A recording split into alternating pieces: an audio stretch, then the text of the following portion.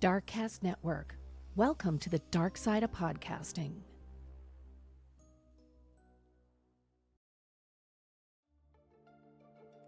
In the summer of 2017, 4 young men from Bucks County, Pennsylvania, vanished. What started as a missing persons case quickly turned into something far more sinister. And when investigators finally searched a rural farm property, they uncovered a crime that would horrify the entire community. This is the Lost Boys of Bucks County.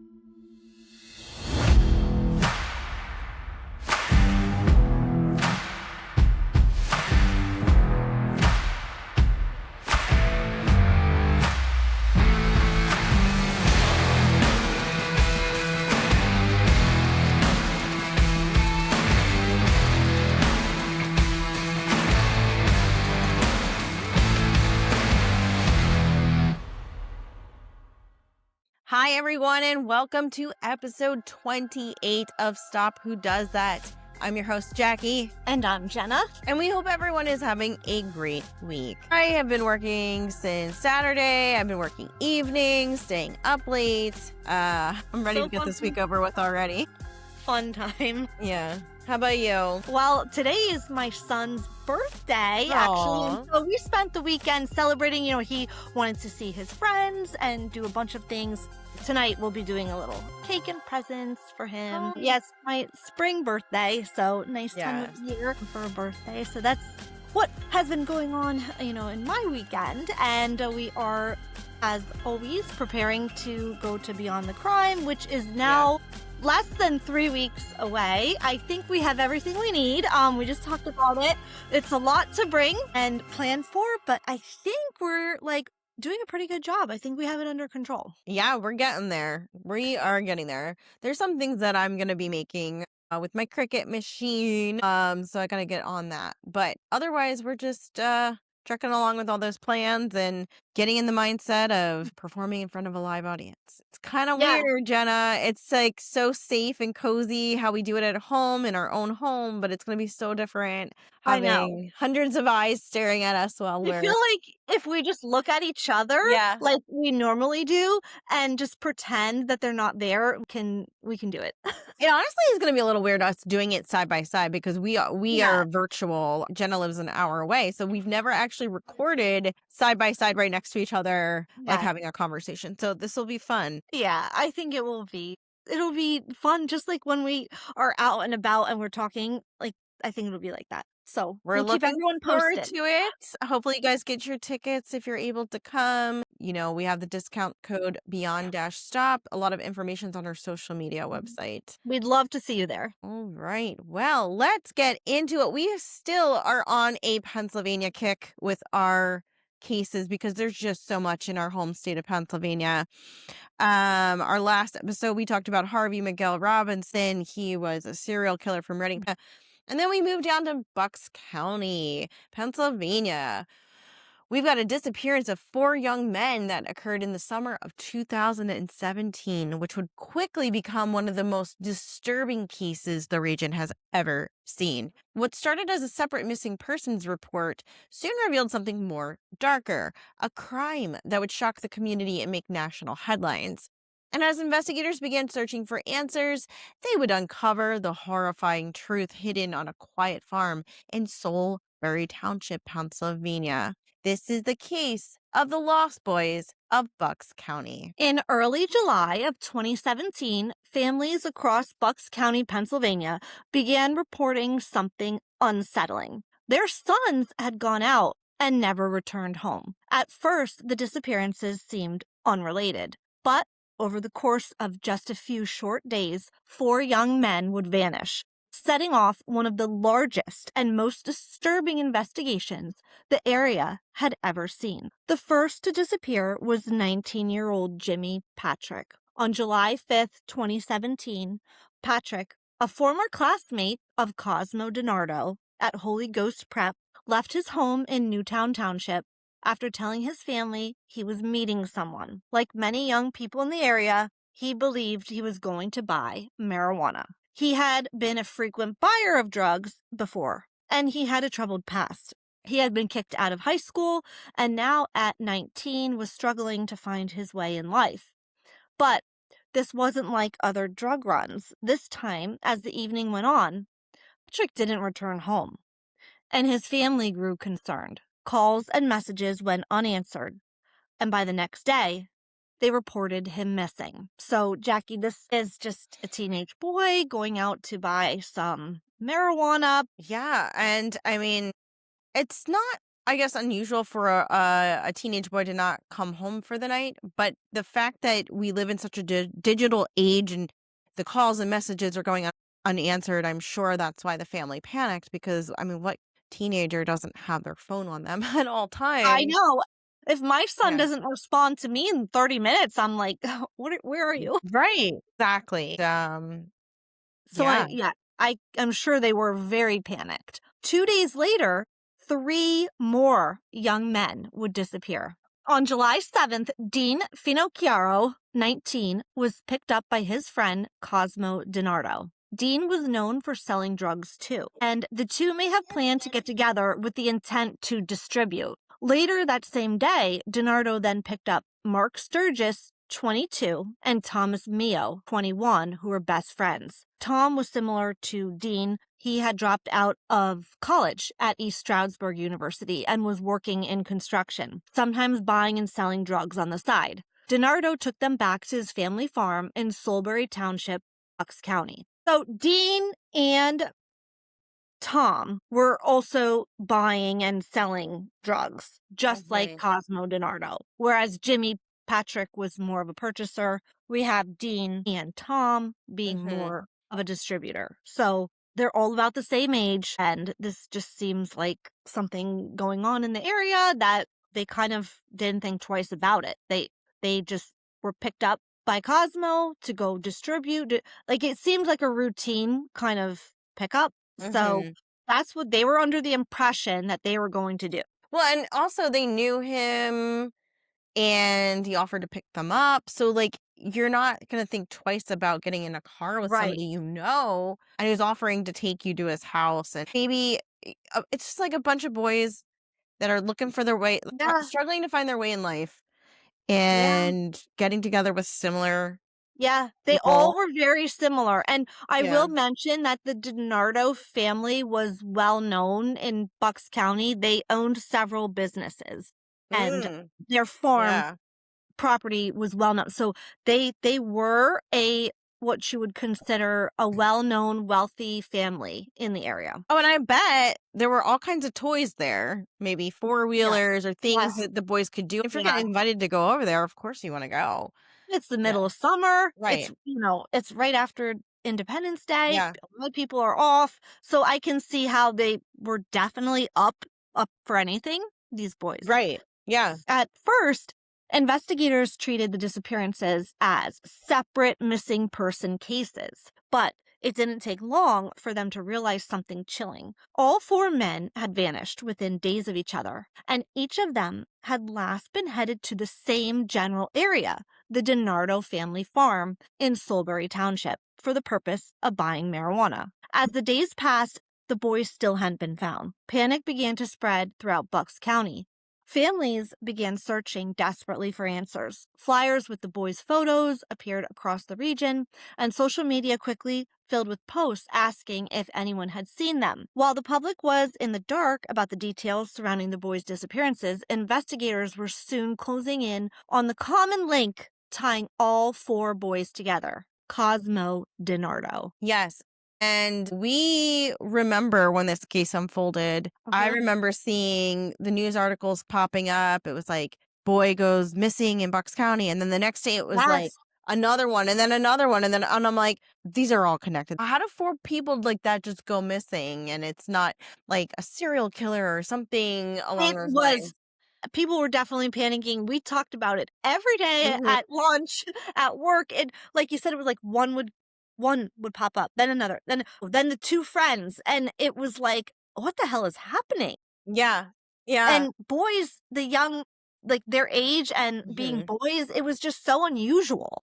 So definitely it spanned not just Bucks County, but up here in Lehigh County and all the surrounding, like southeastern PA, was following this story all day and night. It was breaking news. Isn't it crazy to contrast missing white teenagers with the boys that we covered in Philadelphia? Yeah, right? great How point. there's Jackie. so many of African American boys missing right now, and it doesn't make the headlines. Like these boys who are white going missing one after the other, and then all of a sudden it's like, wait, what's going on? This is weird. Yeah, It truly isn't often you see young and white males go missing.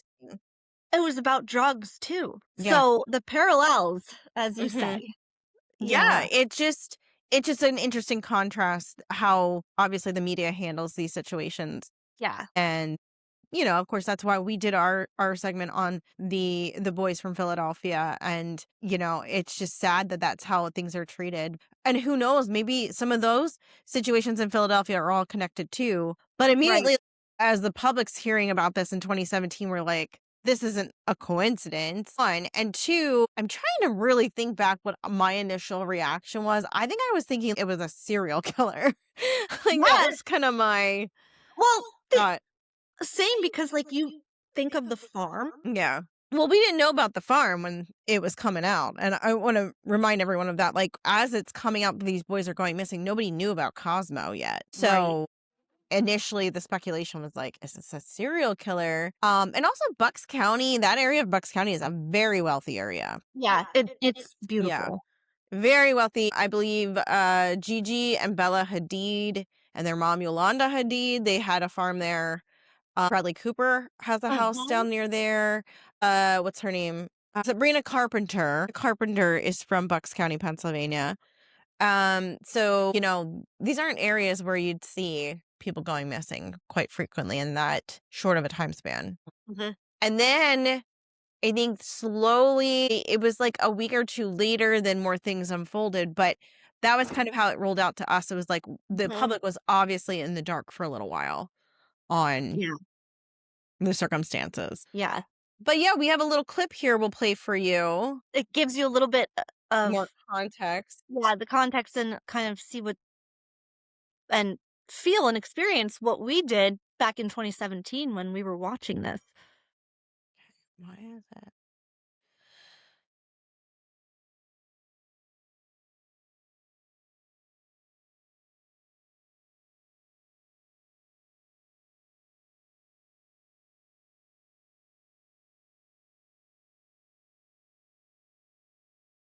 A huge search is underway on this farm north of Philadelphia. Now, it belongs to the parents of a person of interest, Cosmo DiNardo. He was released last night after posting 10% of his $1 million bail for an unrelated weapons charge.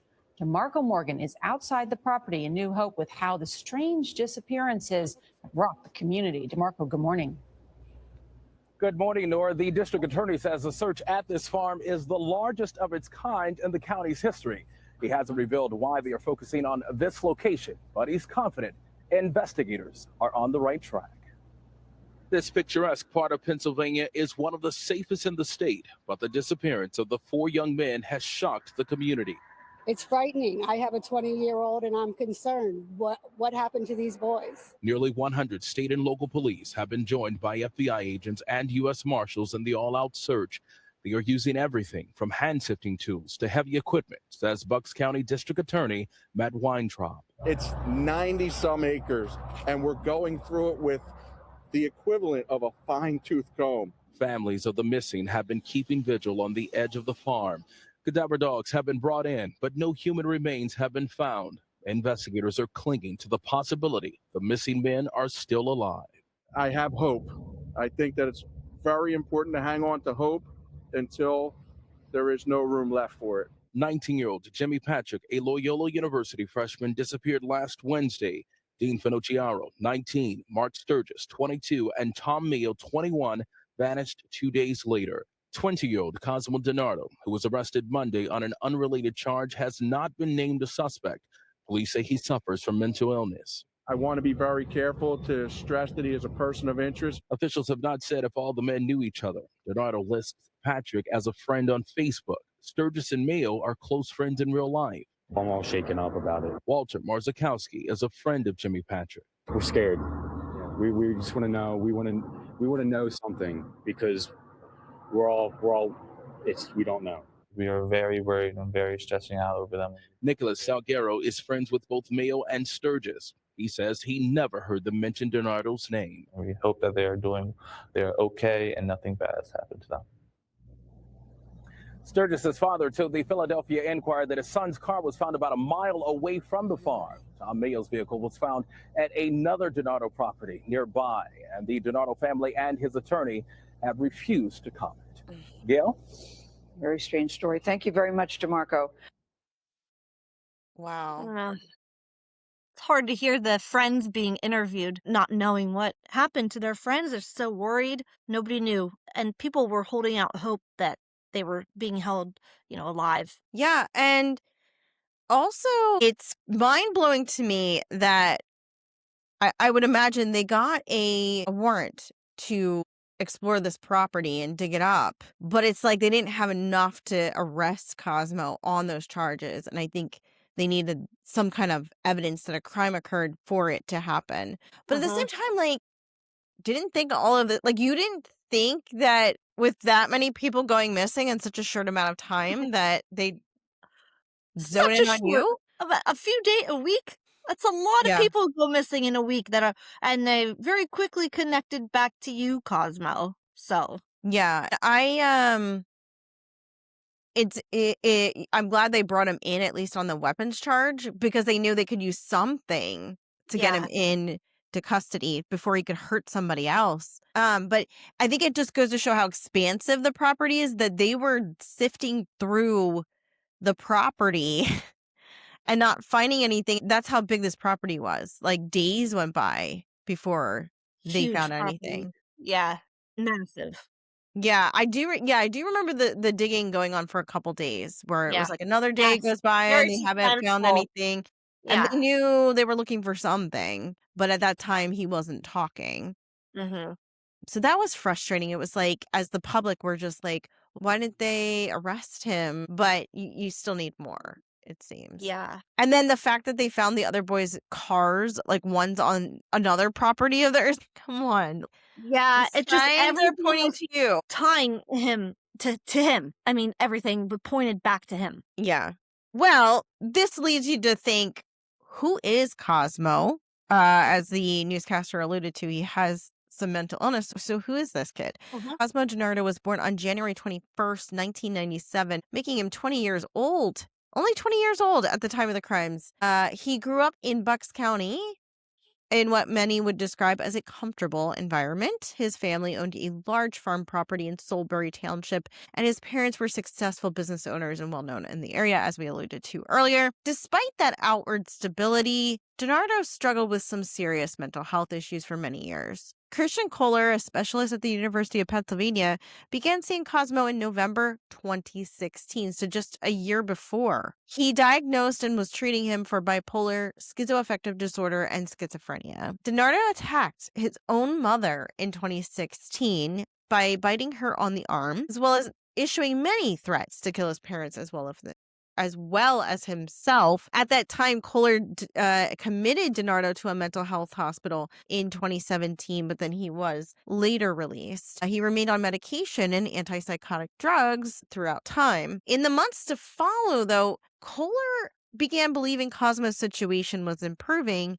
He declared the bipolar to be in full remission, and he reduced his meds, eventually stopping all of his meds completely. I don't know about you, Jenna, but this kind of reminds me of what just happened recently with Nick Reiner and how there was a recent change in his medication. Yeah, and it really, when you have such severe mental illness, any slight change in the meds, as we saw with Nick Reiner, can result in catastrophic outcomes. And this specialist stopped all the meds. And I don't know about you, Jackie, but how can you be cleared of bipolar in months? I feel like it's a lifelong thing. We both know people and have relationship with people that had bipolar, and they've had it for their whole life.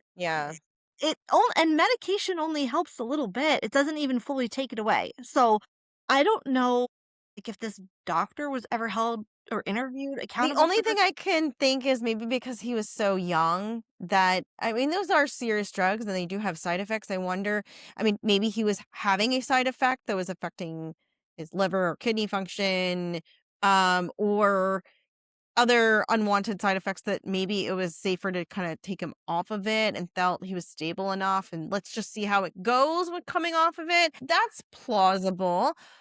But Or was he, like we say, putting on a good act and true. acting like he was fine? Right. He really wasn't. Right. I mean, those medications do have a lot of unwanted side effects, and that is why a lot of people with the mental health struggles, they have a hard time sticking with them because of the side Yes, the effects. side effects. So it does make it tricky. So maybe because he was so young, I mean, he was what, teen, maybe Yeah. 18ish at the time. So I mean, I could see, I'll give him the benefit of the doubt for lowering it, but unfortunately, that doesn't look like that was a great idea. No. Despite all the warning signs, he was still living on his family's property in the summer of 2017. This was a large, expansive, isolated property. It was definitely a place where someone could easily go unnoticed. And investigators later say that DiNardo definitely used the property to his advantage. Prosecutors believe he had built a reputation amongst local people as someone who could sell marijuana. I wonder if he even grew it there. I don't know that for sure, but I mean, if it's that big of a property, you probably could grow it there, right? I think that's definitely plausible. Yeah. And Yep. And given then his mental state, he was kind of isolated, and I mean, I can't imagine him having any relationships with other drug dealers. Like, he was, yeah. you know. Yeah, so, he wasn't alone either. He did have a cousin, Sean Kratz, who was his partner in crime and would become an accomplice to the unspeakable acts that occurred on the farm that summer. So tell us more about Sean, Jenna. Yes. So Cosmo's cousin, Sean Kratz, who was also 20 years old, just like Cosmo and the other boys, they are all 19 to 22 years old. So Sean had grown up in Northeast Philly. Sean's mother, Vanessa, and Cosmo's father, Tony, were first cousins. So Cosmo and Sean were actually second cousins. Yeah. They call them cousins, but technically they're second cousins. Despite Cosmo and Sean not having much of a relationship prior to 2017, the two boys began hanging out more frequently and eventually spending all their free time together. Like birds of a feather, Sean was another troubled young man, just like Cosmo. He was investigated in attempted murder in Wow. Philadelphia. A shooting, Jackie, that left another man injured so severely that he was wheelchair bound. Get this. Shortly after the attempted murder, Sean himself was also horribly injured in a drive-by shooting where he was shot 19 times. How did he live? I don't know. Wow. Talk about karma.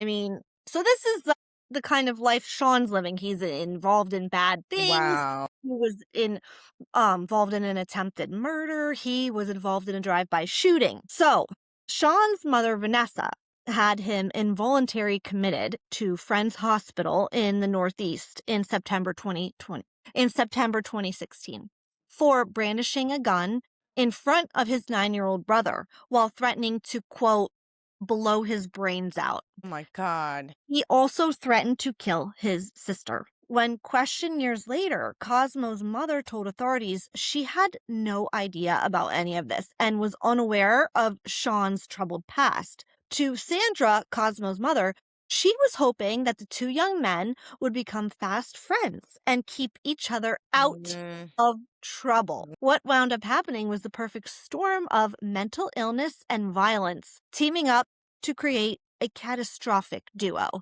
Wow. You know what, Jackie? It almost reminds me of a toxic relationship Yeah. where they're just two people that are very wrong for each other. Yep. And I feel like that Cosmo and Sean were those people. They just, neither one of them had a level head. They were both troubled. Right. They were both, one, Impulsive. yeah, very, very rageful, and Cosmo's extreme mental illness with Sean's extreme violence was just a toxic mixture. I like to refer to them as a demonic duo. I mean, really, it sounds like Sean, honestly, was a little worse, especially at a much young more age. violent. Yeah, I mean, you performed an attempted murder and then you were also shot 19 times before the age of 20. Threatening to kill your younger brother and sister in front of your mom while holding a gun to their head. I mean, he was Yeah. really fucked up. So Yeah. I almost wonder if Cosmo and Sean never became friends, would Cosmo have ever escalated to the violence? Because Yeah. up until this point, Cosmo was mentally ill. He had an altercation with his mom, but Right. he actually never really hurt anyone, and he certainly Yeah. wasn't involved in attempted murder. Right. Right. I mean, I guess it was like the perfect storm. Like he was coming off of his meds and he's It was getting like in with this person who bad obviously like timing.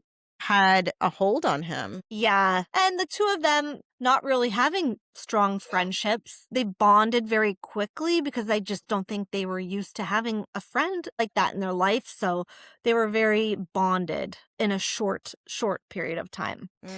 According to prosecutors, the demonic duo had come up with a plan to rob people who came to the farm to buy marijuana. Investigators say DiNardo would arrange meetings with buyers, telling them he had marijuana to sell. Because the farm property was secluded and surrounded by woods, it made an ideal place for a private meeting, and according to prosecutors, a perfect place for a robbery. Authorities believe the original plan was simple: lure buyers to the property and rob them of their money or anything valuable that they had on them.